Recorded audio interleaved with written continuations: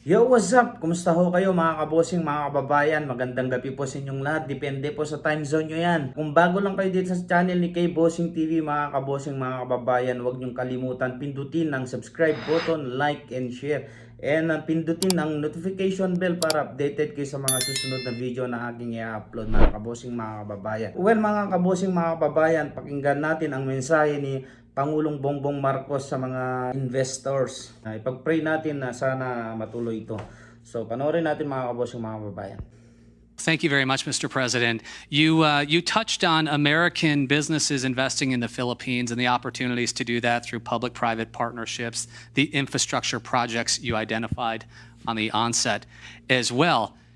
But as we look at the population and we look at the economy, it's young, it's dynamic, it's tech-focused. It has high English language fluency. It's ripe for investment. What is your message to investors in this room, those watching us from around the world, for how to invest in this next generation of Philippine companies that one day, selfishly, we hope will come here to the New York Stock Exchange to raise capital and to grow and expand and even do more things? What is your message to them, Mr. President? Well, to achieve exactly was what you were saying, at least to begin with.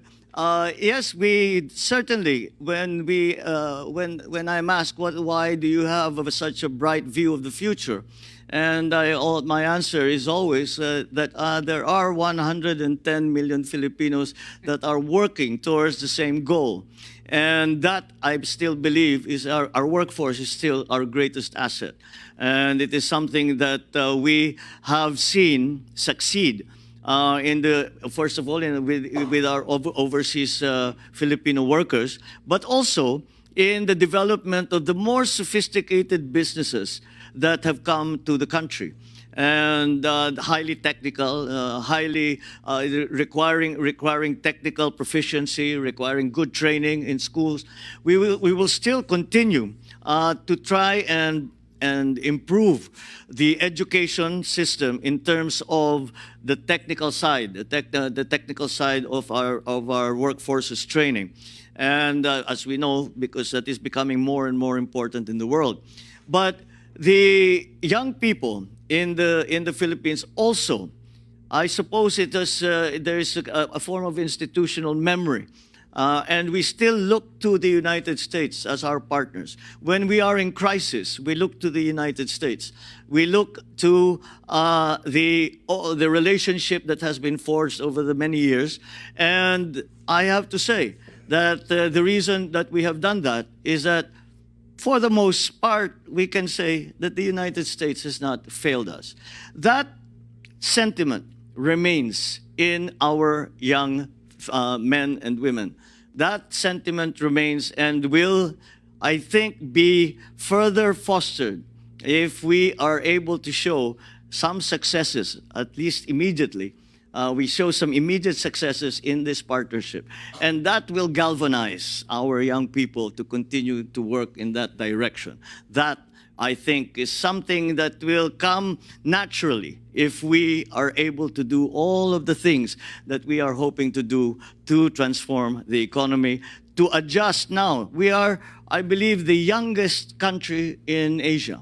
And with the graying of other countries around the region, this gives us an advantage in terms of, I suppose, the population dividend. It has been referred to before.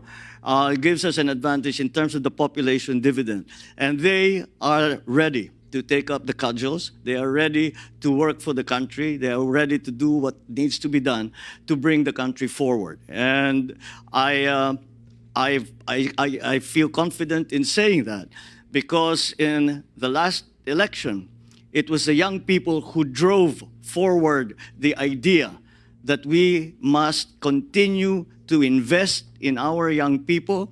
We must continue to train them properly. We must continue to make them competitive anywhere in the world, but most hopefully in the Philippines with our partners and with our allies. Well, thank you very much, Mr. President. It is clear you have a plan, you have an opportunity, And I know I speak for many business leaders and investors in this room that they leave today not only with a renewed sense of optimism, but a further enhanced and strengthened sense of optimism about the opportunities in the Philippines. And on behalf of the New York Stock Exchange, we are thrilled to play our small little part today in providing a platform for you and your country to deliver that message. And there's no better platform than the Bell, which is the most highly viewed news event in the world on a given day. Similar to what Mr. Aboitis mentioned, we are all thrilled to be here. As when we were talking before coming out here, I said, well, of course we're familiar with the New York Stock Exchange and the Bell and that most important balcony in the world. But we had always watched it from afar.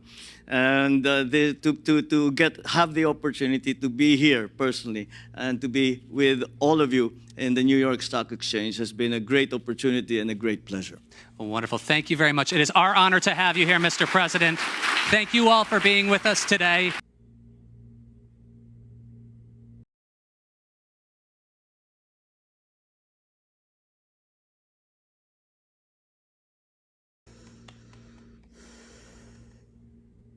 Ayan mga kabossing, mga kababayan, ayan ang maganda. Yan ang hihintayin natin mga kabossing, mga kababayan. At least hindi na tayo aalis sa ating bansa. Doon na tayo mismo magtatrabaho sa ating bansa. Itong anti-Marcos and anti-Duterte mga kabossing, mga kababayan, ito talagang hindi na sila nahiya. Doon pa sila sa New York nag-protest. Itong mga pingtulas na to mga kabossing, mga kababayan, hindi makamove on. Kaya itong mga pingtulas na to dyan sa New York, mahiya-hiya naman kayo.